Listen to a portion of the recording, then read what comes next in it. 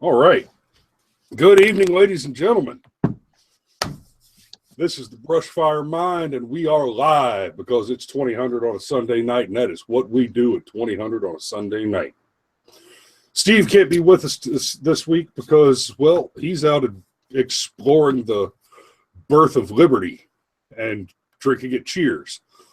Funny story. Steve sent me a text message the other day. Hey, man, can I mail a musket home?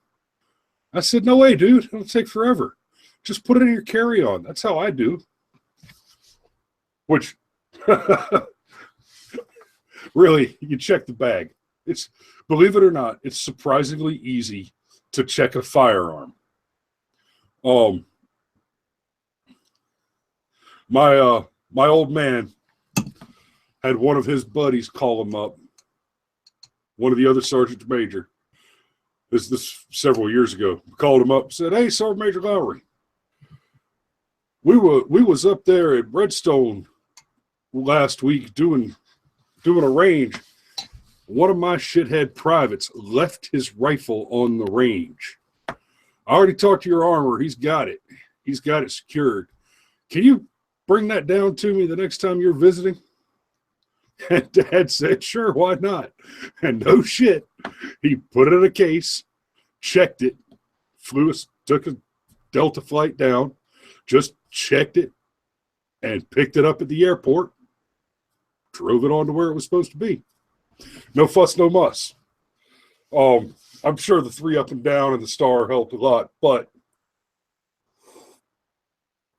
for future reference, it's not terribly difficult to move a firearm legally, as long as you pay attention to P's and Q's. So, speaking of aircraft, there's an Air Force base in Syria.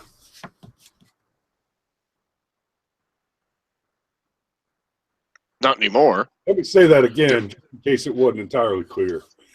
There was an Air Force base in Syria.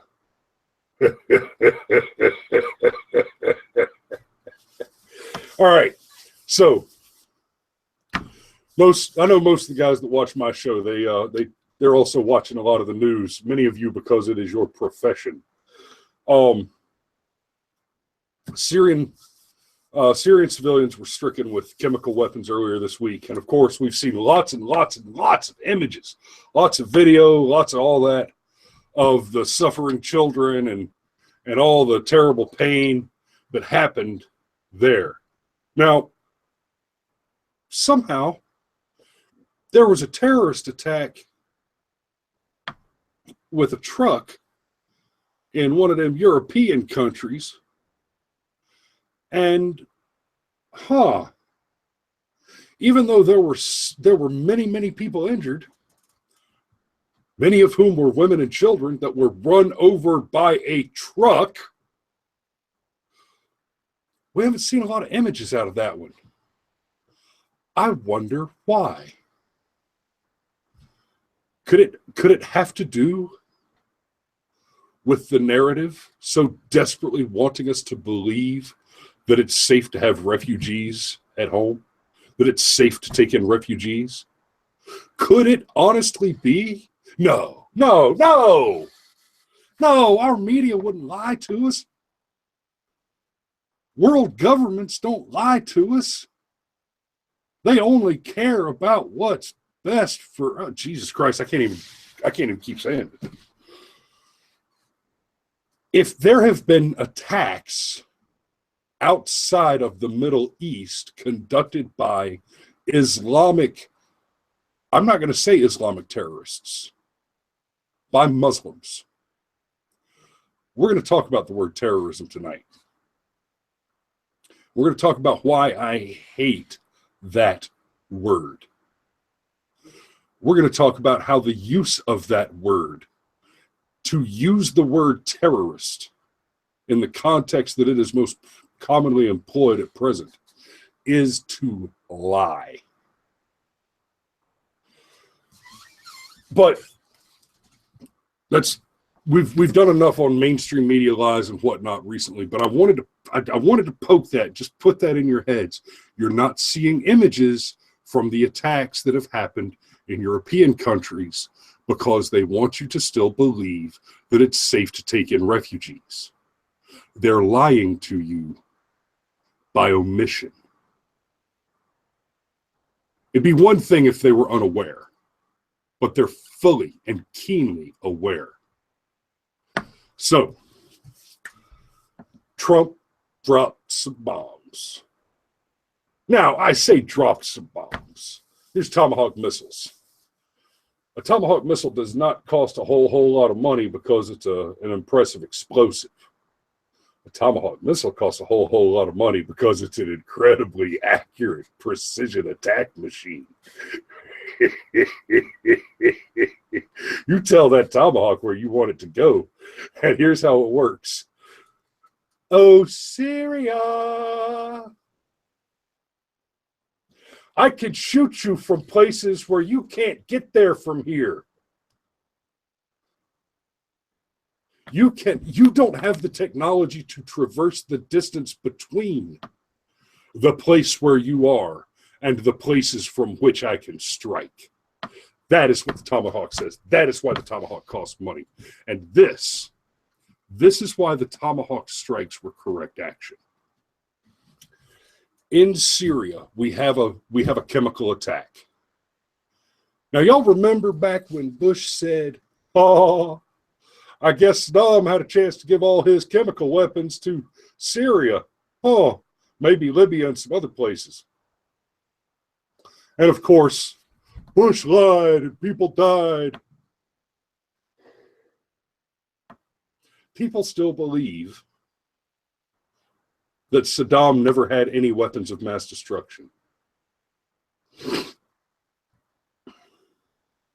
Now, despite the story, including the clear evidence that the facilities were there, had been used to process weapons of mass destruction, and we're not exactly lying derelict, the absence of evidence is not evidence of absence, but the evidence of production is the evidence of production. So the weapons disappeared. They had to go somewhere. And a decade later, here comes Barry O. I'm drawing a red. I'm drawing a red line in the sand.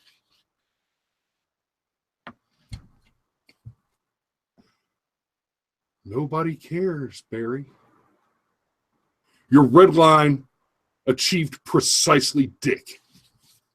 It failed.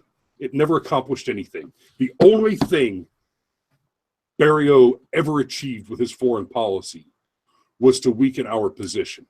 This is why I am going to support. I'm gonna voice my staunch support for the attack on Syria. A lot of the criticism is, well, we don't know if Assad did it or not. No, but we do know that it happened in Assad's backyard. Now, if the neighbor's backyard is full of shit and you're trying to sell your house, do you just first thing you do, go to the Russians, the police, and tell them about your neighbor fucking up? No. No. You go knock on the door, you say hi, and you ask him to fix it. Well, Papa Trump knocks hard. Can you hear me now? Papa Trump knocks hard.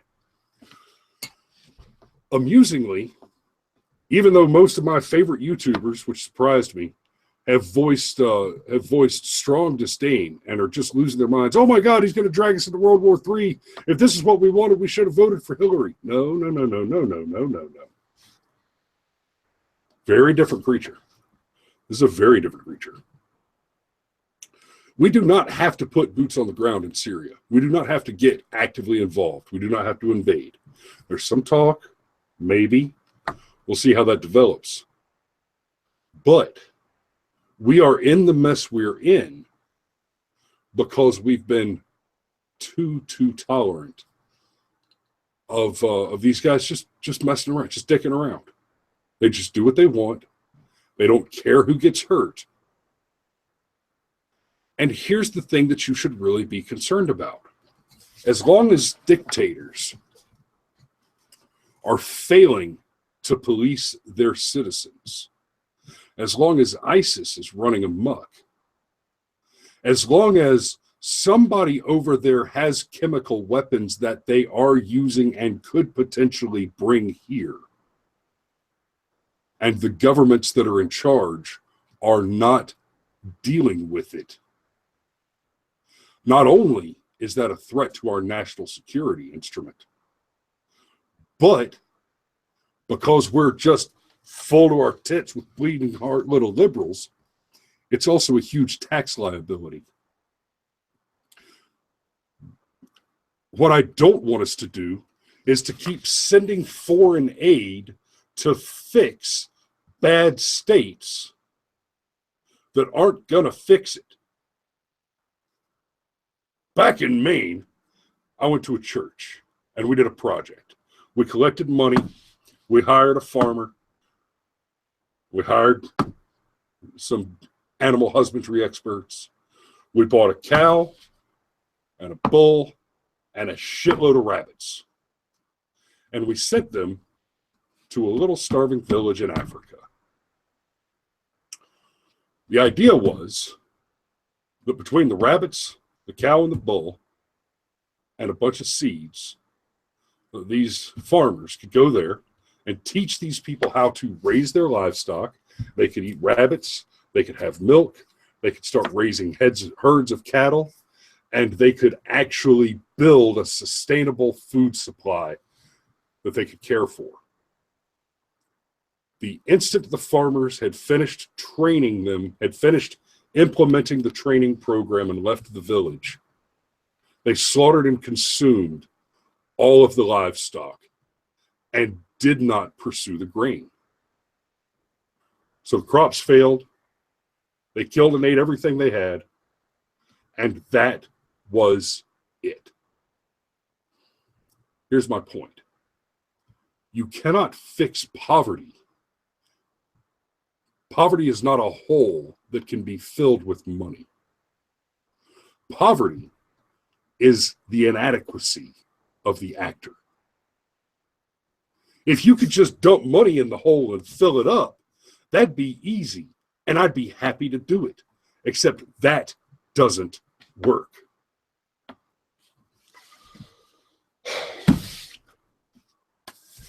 Cameron, I need you to come in and pick up for a minute. Well, I just think that for me personally, I think this puts the whole Marussia thing to bed. Okay, I mean, yeah, that's right. Donald Trump is throwing such a head fake, and I have seen actually some extremely far left liberal blogs that have suggested that what Donald Trump is doing is a big head fake, because we warned Russia that these strikes might be coming. As though somehow that's an indictment. But we've actually got a long history. I mean, going all the way back to World War II, we warned Japan that they needed to surrender because we had city killer bombs that we were going to start using on them. And of course, Japan didn't believe us and called our bluff. And then we showed them that we knew what we were talking about. So now, in fairness, the idea at the time of a city killing bomb was science fiction. Oh yeah, it was a death ray. It was a time machine. It was Captain Kirk, and I get that. However, and I do think that any sane person that's not blinded by their partisan hatred for Trump has to recognize that if there was any doubt about this, as soon as you start striking targets that have Russian assets in them, you're basically bordering on declaring war with Russia. And I don't actually think that's what Putin wants if Trump was Putin's puppet. Now, the real irony is we happen to know a president that was a puppet of Putin, that was in Putin's pocket, that colluded with Putin. And that was Barry O. And we know he did that from that rather infamous footage from 2012 in which he says, hey, tell Putin after the election, I'll have a lot more flexibility. It's also worth noting that this is Obama's red line in the sand. Obama drew this red line in the sand. And Trump is actually the one that towed the line when the time came around. And finally, I just want to point out, Obama never struck Syria, did he? Did he? We have actual evidence that Obama was in Putin's pocket, per se, and he never struck. We have zero evidence that Donald Trump is a Russian agent, and he did strike Syria. And I think those things really kind of speak for themselves. As far as the overall, I am not quite as enthusiastic about it as you are. I don't, on the surface of it, have a problem with it, but I've been a big proponent of the safe zone strategy. You can leave the women and the children in the safe zone, and then all males 14 and up aren't allowed inside. They have to go fight in the Civil War. And if that's cold-blooded, well, as opposed to what? Letting people get gassed to death because that's somehow less cold-blooded, or a civil war that's been going on for several years now, that is less cold-blooded. But no, overall, my big points on it are is this really proves that Trump is in no way a Russian actor, because Obama was, and Obama never would have done this. And Trump did, buddy. Syria sneezed, and Obama was standing there with a handkerchief. Excuse me, Syria sneezed, and Trump was standing there with a handkerchief immediately. He said, no, no, no, no, no, no, no, no. This is not how this is going to work. Not while I'm around.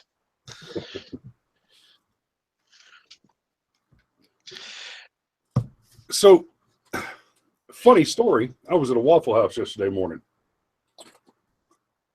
Sunday paper. Shocked me a little bit. Headline, I shit you not, international support for Trump's strike on Syria. Now, the Russians, they're against it. The Iranians, they're against it. The Canadians surprisingly voiced support. The Saudis, they're for it. Bibi Netanyahu, he's loving this and has made a statement to that effect. Surprisingly, there is a lot of support. On the international stage, the opposition to this attack is literally being voiced by Russia, who is, of course, a very open ally of Assad. Putin and Assad are pretty buddy-buddy. And from, other than that, it's basically every state sponsor of terror that we know props up ISIS, they're against it. So, yeah. But, of course, I see Stefan Molyneux. Oh, this is a bad idea. It's going to lead us into war. No. Sorry, Stefan. I think you're right. I think you're missing something on this one. And here's what he's missing. Here's what the opponents are missing. Oh, this is going to be World War III. No. You guys think where you're getting confused is you have to remember Trump is not Obama. The whole world just got a great big wake-up call. Trump is not Obama. If Obama had done this, it would have been World War III, because there was no doubt in anybody's mind that Obama was weak and feckless and incapable of responding with any military force of any real effective value. See, Obama expanded the drone strike programs, and I'm probably going to surprise some people. I was actually pretty good with that. I do love me a targeted drone strike. Now, killing American citizens, which he did a few times with the drones, not so much. But I appreciate the surgical use of technology to remove bad actors.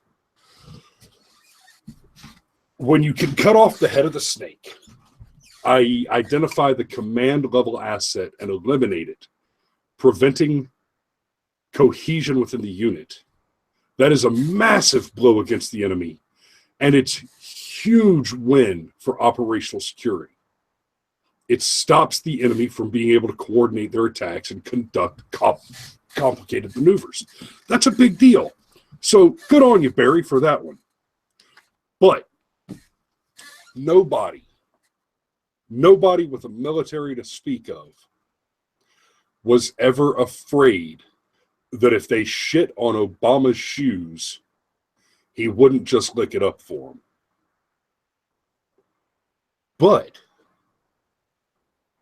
ask the Donald if he'd hit a grown man if he didn't agree with him.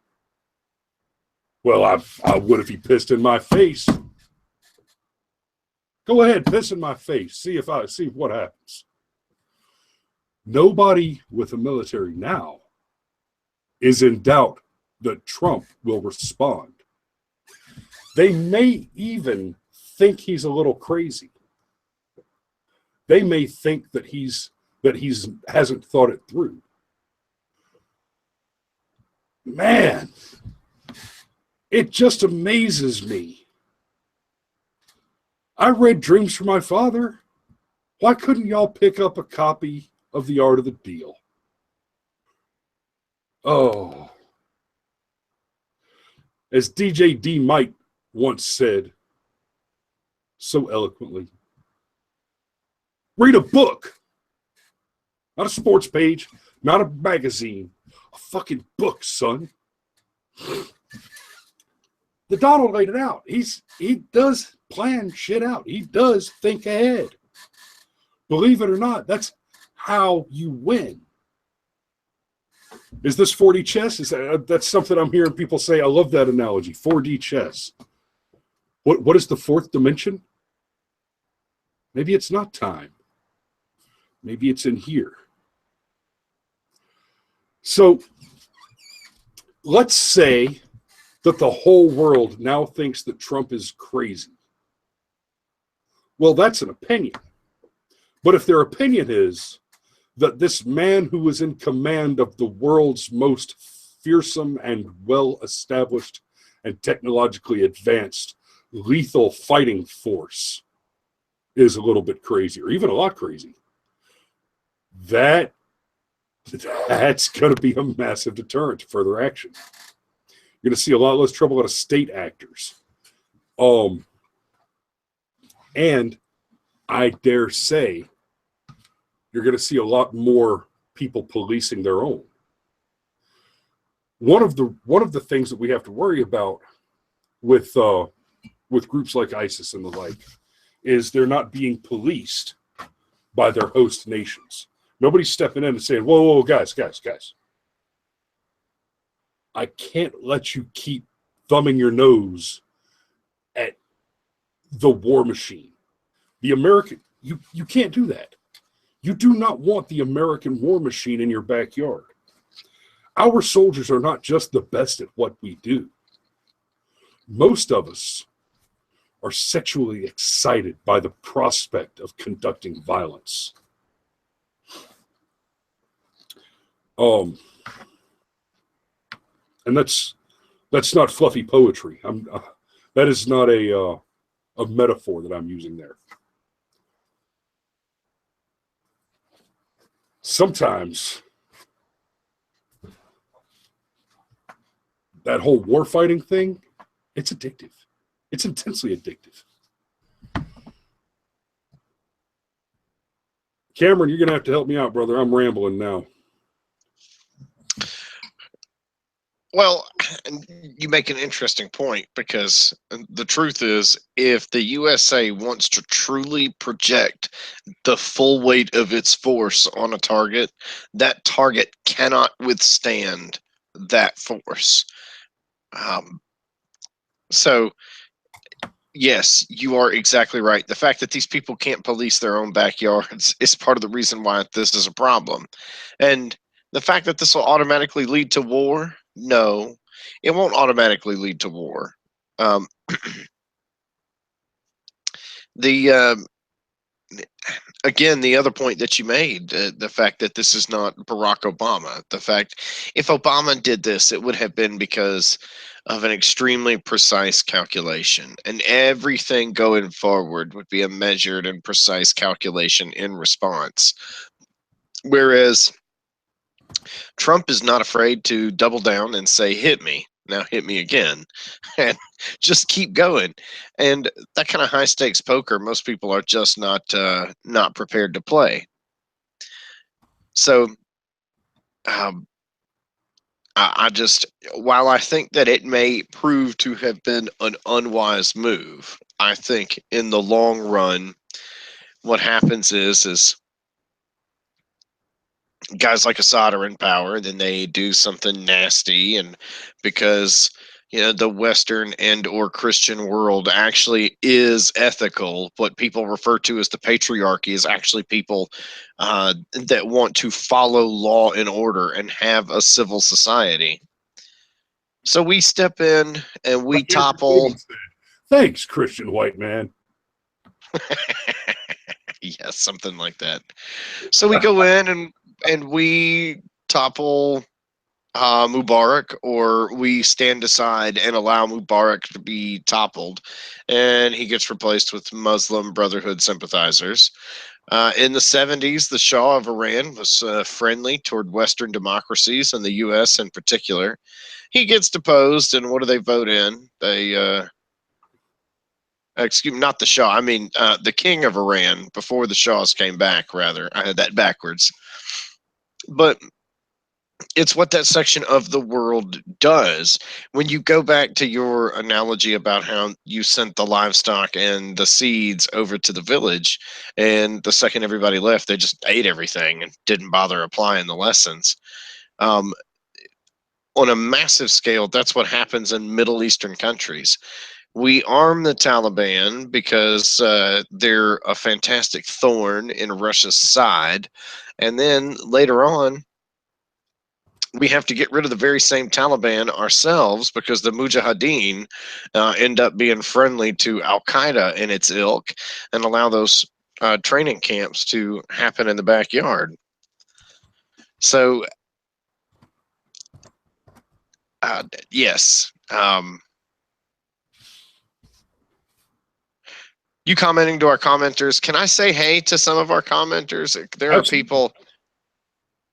Well, hello, and everybody that's commenting and distracting our host. We very much appreciate you. Do you have anything inflammatory to say? Do any of you think I look or sound stupid? I'd actually take that as a huge compliment. No, they're all pretty well on topic. Catherine says, hey, back. Wonderful. Well, excellent. And yes, Don. But Don, you're right. The warning to Russia was to avoid.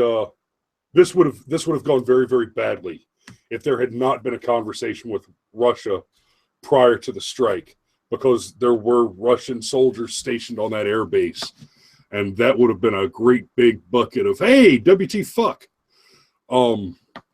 Yeah, Vlad would not be happy if we just suddenly greased a bunch of Ruskies. yeah, but hey, it's all a head fake. It's all a head fake. This is to distract us from the Russian probe that's going to produce evidence any day now. Speaking of bad actors, we've moved an aircraft carrier into the off the Korean Peninsula. Have Yeah. you heard about this? The Asian Pillsbury Doughboy fired a missile at Japan, and Daddy Trump said, "No, no, no. Japan's our ally. That was a terrible mistake." Yep. Hopefully that'll be enough. But You know what this really harkens back to is some of the worst things that Obama did in his administration was dismantling so many missile defense systems, because we had them all over Eastern Europe. It was one of our most important and powerful checks against Moscow. And taking those away, because the ultimate threat of World War III is that it will become a nuclear war. That's why the Cold War was the Cold War, because mutually assured destruction was a terrible outcome. Hey, guess what? We all lose. No, that's not what we want. Um, However, we would play games with one another as though we were willing to go that far. So having these missile defense systems in place was a massive check against the Russians. And the fact that we've moved them out of the way, it's part of the reason why Russia has a presence in Syria in the first place. It's part of the reason why Russia was able to take Crimea, because we moved our nuclear weapons and missile defense systems out of that part of the world, and Russia moved right in. You know, from a certain perspective, I don't even think of Russia as evil. They're just opportunistic. That from their point of view, they're watching us just shoot ourselves in the foot. All they got to do is come behind us and pick up the pieces. yeah, exactly. Obama basically established a massive expansion of power for Russia. I think it's funny that we walked into the Trump administration with the enemy left already calling for his impeachment. Oh, he's going to be impeached in no time. Bobby Third Reich just did a video on why Trump's going to be impeached. He said there's four good reasons to impeach Donald Trump right now, and he's totally full of shit. He's as wrong as he can be. For example, one of his points is that Donald Trump put a ban on Muslims entering the country, and that's a violation of their First Amendment rights. So that's a violation of the Constitution, and that's reason enough to impeach him. Really, Lefty, is your assertion that we should engage the full military might of the United States to guarantee that people who live as citizens under Sharia law and are not U.S. persons are guaranteed the freedom of religion?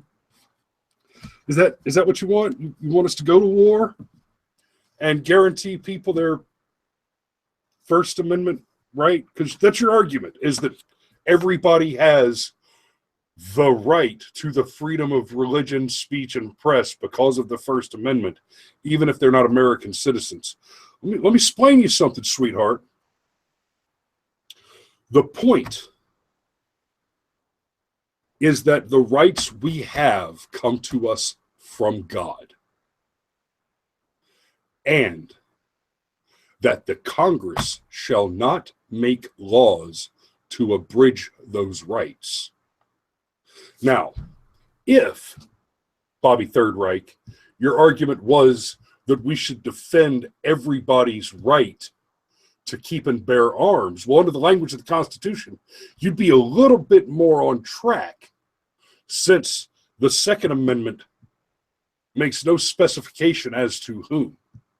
The First Amendment says that the Congress shall make no law.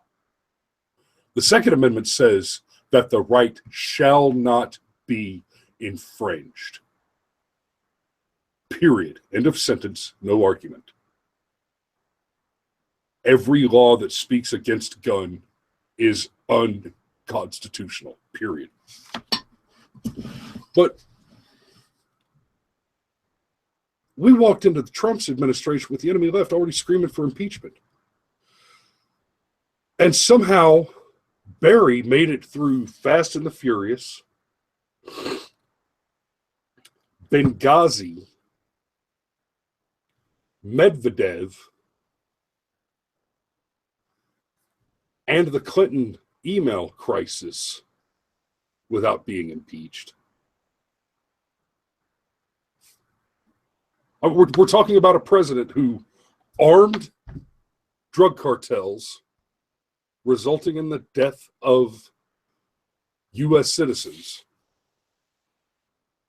Wow, a bunch of stuff already happened, resulting in the death of a bunch of citizens. Made a deal with Russia that we caught on camera before he pointed his finger. Or the other, Benghazi.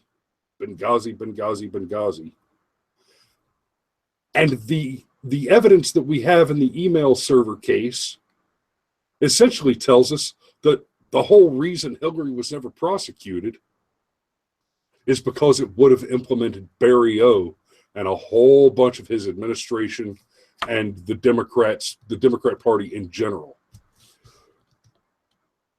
But why are we going? What do we have to impeach Trump for? What is his crime? He's an intersectional Satan because he's a Christian white man?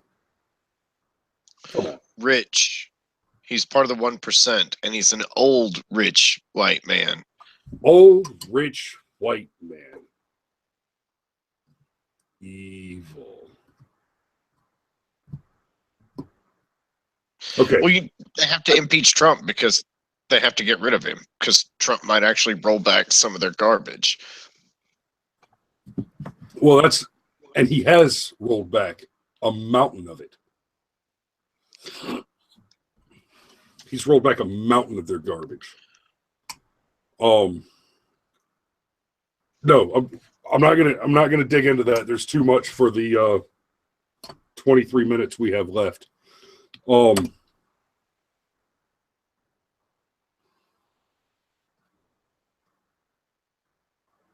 Let's move on.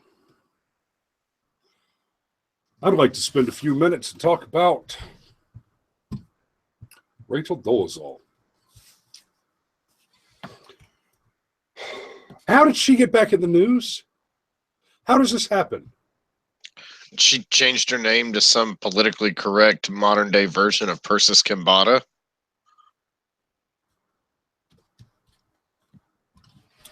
This idea that race is a social construct. Look, I'm not going to tell you. I'm not going to tell you that you need to judge people based on what color they are.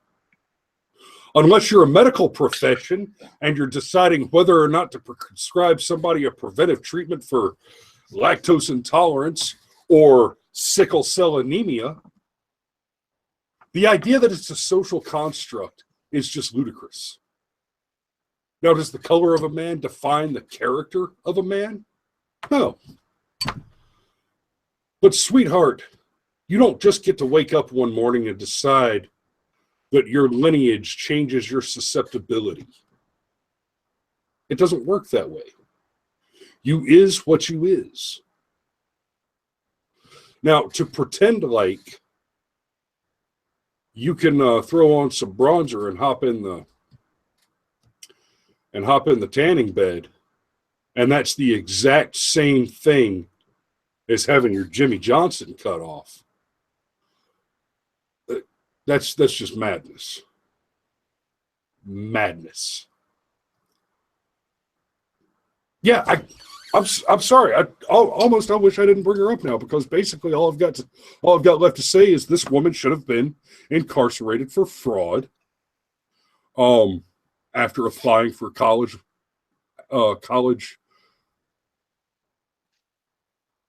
scholarships that were exclusively reserved for racists. But she's a racist. Oh, that's a good point. And look, I think it's actually the same thing as cutting your Jimmy Jacob off, because it's a surface change. you feel as though you identify as something other than what you actually are. Ergo, it's just a less extreme version of the same thing. I mean,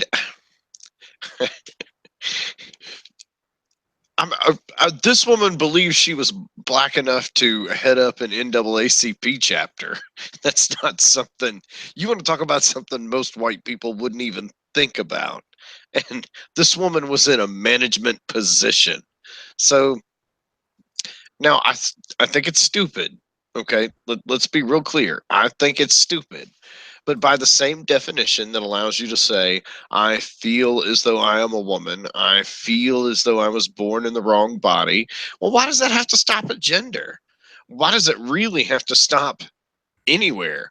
Oh, I should have been born a shrimp. I mean, I should have been born a camel. I mean, what? I mean, why not? Because if what you actually are takes second place to what you feel like you should be, then this woman is black. She is.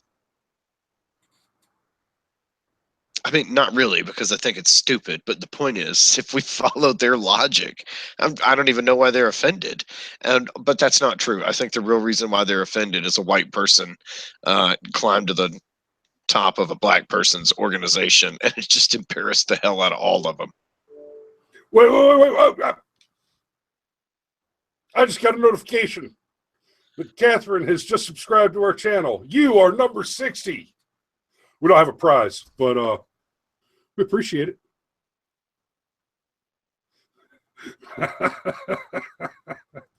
Oh, and Catherine, you mentioned that Cameron had some feedback going. I don't think that was actually feedback.